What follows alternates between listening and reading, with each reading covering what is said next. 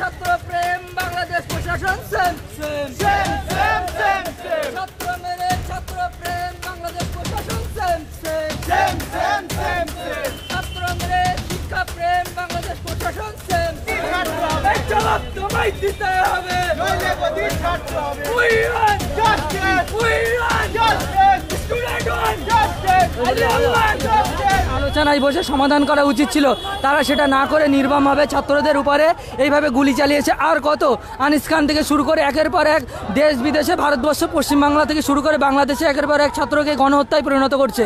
তারা কি ভেবেছে প্রশাসন যে ছাত্রদের রক্ত এতটাই ব্যর্থ যে ছাত্রদের পাশে ছাত্ররা দাঁড়াবেন এবং যখন যেভাবে পারবে ছাত্রদের ইউজ করবে, মারবে? এটাই আমাদের মূল প্রতিবাদ। আমরা ছাত্রদের পাশে আছি, যেভাবে ছাত্রদের সুবিধা মতো তারা আলোচনা করে সমাধান করুক, কিন্তু এই স্বৈরাচারী তন্ত্র যেভাবে গুলি এবং মারছে তাদেরকে, এর বিরুদ্ধে আমাদের আজকের প্রতিবাদ। আমার নাম এমডি আব্দুল রহিম। তাদের অভ্যন্তরীণ বিষয়ে আমরা থাকতে চাই না, কিন্তু টিল নাও 148 জন ছাত্রকে নির্মমভাবে হত্যা করা হয়েছে, বহু ছাত্রকে জেলবন্দি করা হয়েছে। ছাত্রের দাবি ভুল থাকতে পারে, তবে পাখির মতো গুলি করে তাদেরকে হত্যা করা যাবে না।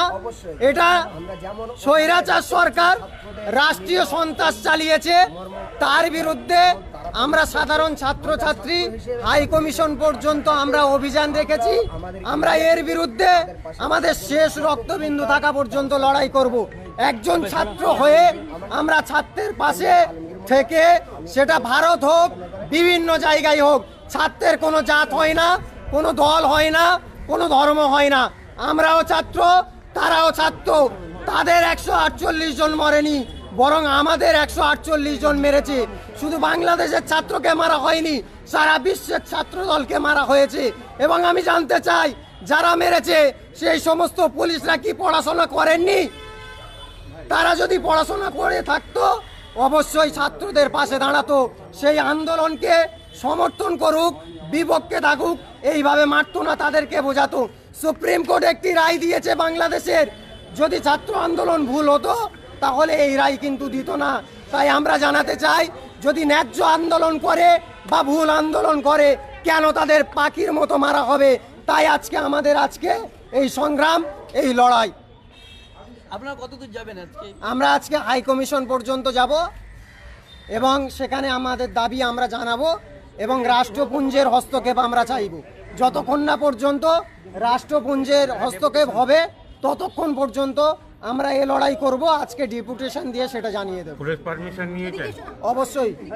নাম বলবেন আপনার? দাদা, আমার নাম মোহাম্মদ মাসুদুর রহমান। আলিয়া পশুর ন্যায় হত্যা করে চলেছে বাংলাদেশ সরকার বা সরকারের বাহিনী। এই হত্যার বিরুদ্ধে আমরা ছাত্রদের পাশে থেকে, ছাত্র হয়ে ছাত্রদের অন্যায় যেভাবে হত্যা করা হচ্ছে তার প্রতিবাদ আমরা জানাচ্ছি।